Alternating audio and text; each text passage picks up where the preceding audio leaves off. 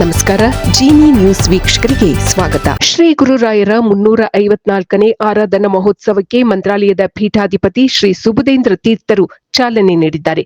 ಶ್ರೀಮಠದ ಮುಂಭಾಗದಲ್ಲಿ ಗೋಪೂಜೆ, ಅಶ್ವಪೂಜೆ ಹಾಗೂ ಧ್ವಜಾರೋಹಣವನ್ನು ಪೂಜ್ಯರು ನೆರವೇರಿಸಿದ್ದಾರೆ. 7 ದಿನಗಳ ಕಾಲ ಸಪ್ತರಾತ್ರೋತ್ಸವ ಆರಾಧನಾ ಮಹೋತ್ಸವವು ಸನ್ನಿಧಿಯಲ್ಲಿ ನಡೆಯಲಿದೆ.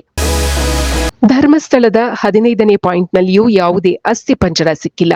ಸುಮಾರು 4 ಗಂಟೆಗಳಿಗೂ ಹೆಚ್ಚು ಕಾಲ ಎಸ್ಐಟಿ ಈ ಜಾಗದಲ್ಲಿ ಶೋಧ ಕಾರ್ಯ ನಡೆಸಿದೆ. ಆದರೆ ಯಾವುದೇ ಶವದ ಗುರುತು ಪತ್ತೆಯಾಗಿಲ್ಲ. ದೂರುದಾರ ಎಸ್ಐಟಿ ಅವರಿಗೆ 15ನೇ ಪಾಯಿಂಟ್ ತೋರಿಸಿದ್ದ.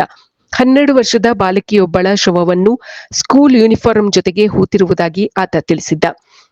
ಅನಾಮಿಕ ದೂರುದಾರನ ಜೊತೆಗೆ ಕೆಲಸ ಮಾಡುತ್ತಿದ್ದವರನ್ನು ಎಸ್ಐಟಿ ವಿಚಾರಣೆಗೆ ಒಳಪಡಿಸಿದೆ. ಮಹದೇವಪುರದಲ್ಲಿ ಮತಕಳ್ಳತನ ನಡೆದಿದೆ ಎಂಬ ರಾಹುಲ್ ಗಾಂಧಿ ಆರೋಪಕ್ಕೆ ಅರವಿಂದ ಲಿಂಬಾವಳಿ ಕೌಂಟರ್ ನೀಡಿದ್ದಾರೆ. ಮಹದೇವಪುರ ಕ್ಷೇತ್ರವನ್ನು ಪ್ರತಿನಿಧಿಸುತ್ತಿದ್ದ ಮಾಜಿ ಸಚಿವ ಲಿಂಬಾವಳಿ ರಾಹುಲ್ ಗಾಂಧಿಯವರ ಹೇಳಿಕೆಯನ್ನು ಅಲ್ಲಗಳೆದಿದ್ದಾರೆ. 5 ಆರೋಪಗಳಿಗೂ ದಾಖಲೆಗಳನ್ನು ತೋರಿಸಿ ತಿರುಗೇಟು ನೀಡಿದ್ದಾರೆ. ತಾವು ಕೂಡ ಪವರ್ ಪಾಯಿಂಟ್ ಪ್ರೆಸೆಂಟೇಷನ್ ಮೂಲಕ ಉತ್ತರ ಕೊಡುವುದಾಗಿ ಹೇಳಿದ್ದಾರೆ.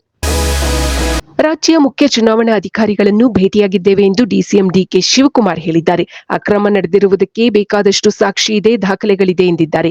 ಅಧಿಕಾರಿಗಳಿಗೆ ಮನವಿ ಪತ್ರ ಕೊಟ್ಟಿದ್ದೀವಿ, ಆದರೂ ಅವರು ವಿಸ್ತೃತ ದಾಖಲೆಗಳನ್ನು ನೀಡಿಲ್ಲ ಎಂದು ಡಿಕೆ ಶಿವಕುಮಾರ್ ಆರೋಪಿಸಿದ್ದಾರೆ.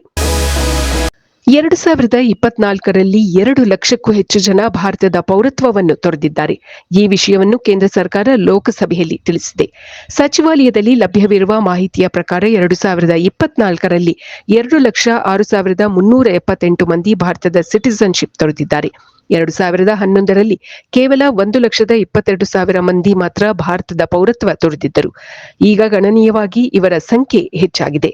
3,43,00,000 ಮಂದಿ ಭಾರತೀಯರು ವಿದೇಶಗಳಲ್ಲಿ ನೆಲೆಸಿದ್ದಾರೆ. ಇದು ಈ ದಿನದ ಸುದ್ದಿಗಳು.